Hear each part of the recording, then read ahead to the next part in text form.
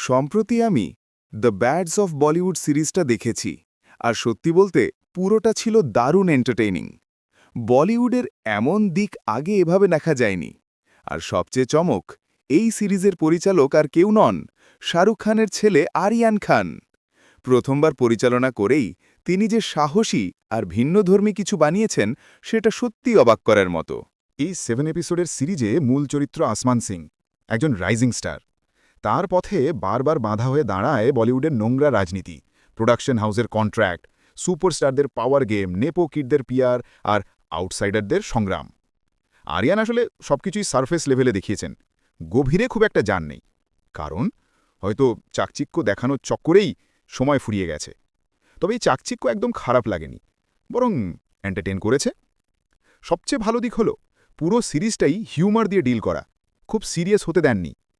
আসমান আর তার বন্ধু পারভেজ, বাবা মার সাথে সম্পর্ক, এই বিল্ড আপগুলো বেশ ভালো হয়েছে। Movie review. লাক্সায় আসমান সিং চরিত্রে দুর্দান্ত। একজন ট্রু ব্লু মুভি স্টার হওয়ার সব গুণই তার মধ্যে আছে। লাক্সায় ববি দেওন, সাহির বাম্বা সবাই ভালো, কিন্তু আলো কেড়ে নিয়েছেন রাঘব Juyal. He steal the show. বিশেষ করে তার কারণে ইমরান হাশমির ক্যামিয়ন একেবারে আইকনিক হয়ে গেছে। মনীষ চৌধুরীও ফ্রেডি সোডাওয়ালা চরিত্রে দারুণ কাজ করেছেন। তার সংলাপগুলো সিরিজের সেরা। যদিও অনেক ক্যামিও ছিল, বেশিরভাগই ঠিক জমে ওঠেনি। বাহ, এই ওয়েব সিরিজের ক্লাইম্যাক্স ছিল দারুণ, totally unexpected. What a show! সব মিলিয়ে দি ব্যাডস অফ বলিউড নিঃসন্দেহে দেখার মতো সিরিজ। প্রথমবারের মতো পরিচালক হয়েও আরিয়ান খান নিজের স্ট্যাম্প বসিয়ে দিয়েছেন।